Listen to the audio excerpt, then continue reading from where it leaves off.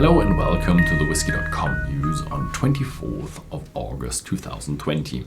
And we have a number of very interesting news, and there are a lot of bottling news this week, probably because of all the crisis worldwide. Probably a lot of producers postponed their limited edition bottlings or their bottlings in total, and now they're all coming out in a bulk. We start off with Glendronach. Glendronach brings out the Kingsman edition 1989. It's a 29-year-old Glendronach matured in Oloroso sherry casks and finished in PX sherry casks. So a really good mixture. It's honoring the cinema start of the Kingsman, and it's limited to 3,052 bottles, and they're all numbered and sealed with wax and also signed by Dr. Rachel Barrow and also Matthew Vaughn. Johnnie Walker is releasing 3 limited editions because of their 200th anniversary, and they all have different colors, and the design is meant to target whiskey enthusiasts as well as new whiskey connoisseurs to be. So yeah, the beginners. So good luck with that, and they are still celebrating their 200th anniversary. And then next up we have a new bottling limited edition from a Great Drams.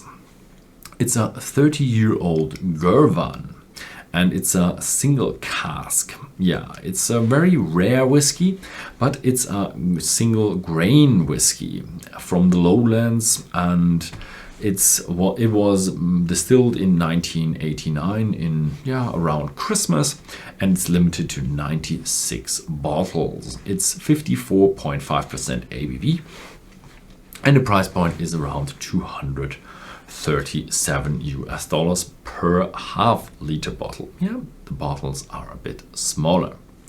Last week I had a bit of a talk about the auction of the Nc'Nean whiskies, and now the auction has finished, and we have a record.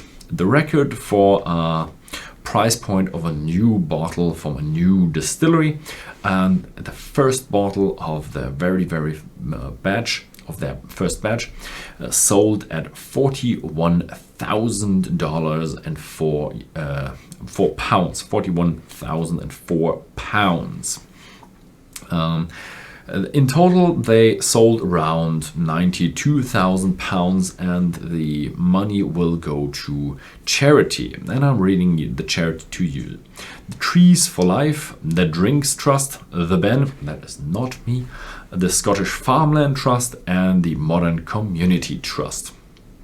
Yeah, it's a very nice bottling, and that was a grateful thing from Nc'Nean whiskey, and hope the money gets to be put to good use. Then we have news from Ardbeg.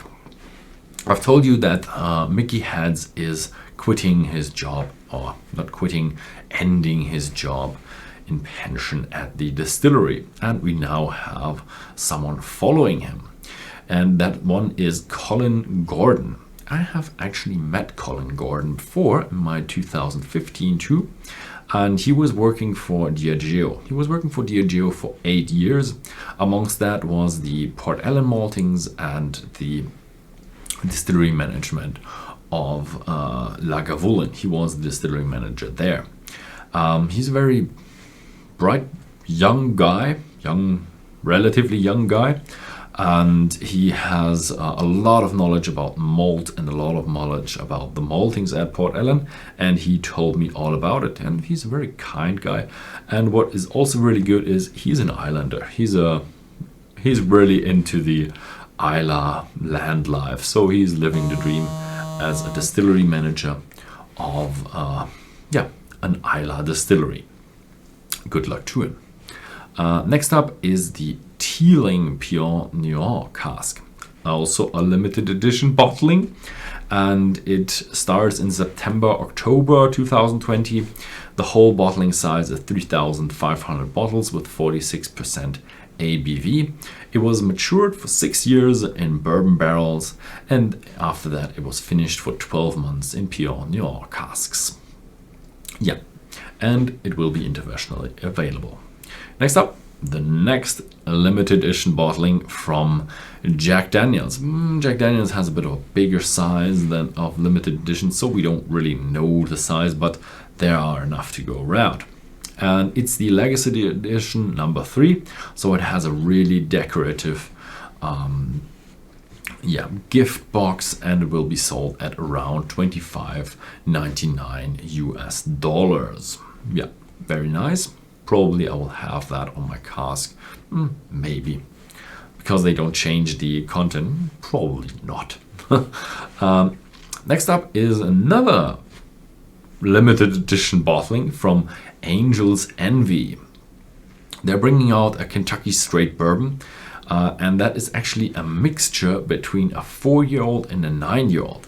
But what is the specialty is that it has a finish of 2 years in Japanese Mizunara oak. This oak only grows in Japan and parts of Korea, and it's a very strange looking tree and not really very good for making barrels, so it's really pricey, and that reflects in the bottle price of around $350 US dollars per 350 milliliter bottle.